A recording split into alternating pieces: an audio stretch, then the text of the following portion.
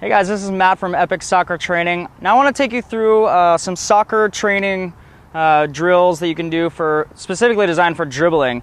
A lot of times people overlook this. It's very important to get dribbling because not only are you getting foundational skills, you're getting dribbling skills, but you want to be able to have great touch, and anything with dribbling is going to help you with your first touch as well, because you're going to be used to staying on your feet, used to the ball always being around you no matter what situation you're in. So a lot of dribbling drills can actually take the ball and kind of put it in an awkward situation for you where you can kind of correct that really quickly. And what I mean is, when you make a bad touch in a dribbling drill, which will happen regardless of who you are, it teaches you how to correct that really quickly. So when you're on the field and you make a wrong touch, you can kind of fix that a lot quicker than you would.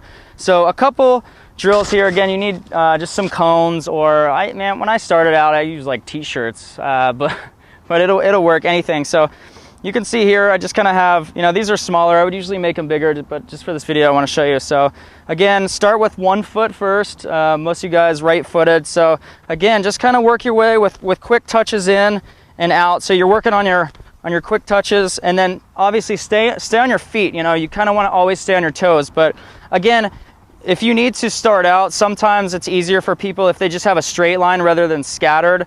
So if you need that, just kind of work your way through. Again, it'll hit the cone, and then you're going to have to kind of figure it out too. So, but again, if you want to actually stagger these two, it's going to work for a lot better cuts, because you're going to have to take sharper cuts when you go through.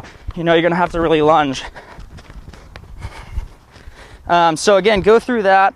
That's a great one. Obviously, like I said, work with your I'd say right foot first, then work your way through left foot, and then work both feet at the same time. So not only are you cutting out and cutting in, but it's the same way, so you can go really quickly. Another one that I did a lot of times, and again, this was when I first started learning how to train for soccer. Nobody really did individual soccer skills by themselves. They would just go to practice and they thought, well, that's great. I don't know why I'm not starting, or I don't know why I'm not like an All-American player. But it really comes down to, how bad do you want it? Do you want to spend the extra time,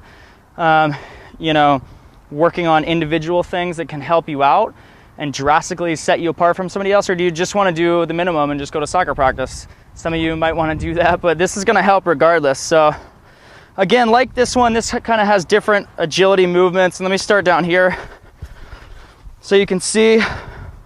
Again, what you want to do is, this is working your way up and working on your cuts a little bit. So, again, start with your right foot, then go around the cone when you get to the first one and back through. So you're going through, cut it back, and you're going to learn to kind of go pretty quick as well. And then when you get done, go back, give yourself a 10-15 second rest, because you always want to be working on your soccer conditioning as well. And then you can just start working on your left foot as well, just like we did over here. You're going through, up, cut,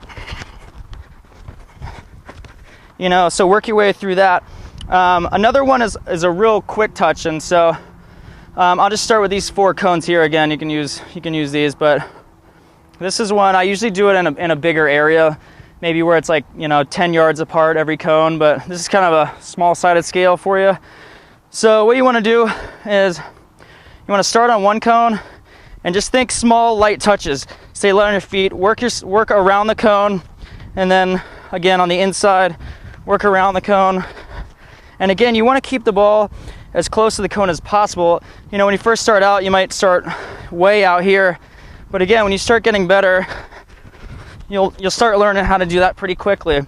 So try not to get dizzy too, but that one is more designed for one leg, and then working on your right leg, and then working on your left leg. So when you kind of intersperse all these drills together is when you're going to start getting thousands of touches in, virtually no time at all. You can get 1,000 touches in, half an hour of practicing this type of stuff. So again, if you want to check out how I kind of became, I guess, the player that I was, it was from individual skills. It wasn't going to practice. So again, I kind of explained that to people, how I kind of went through that whole process of taking my individual skills to another level, which you can watch that in the video right below, in the link right below this video.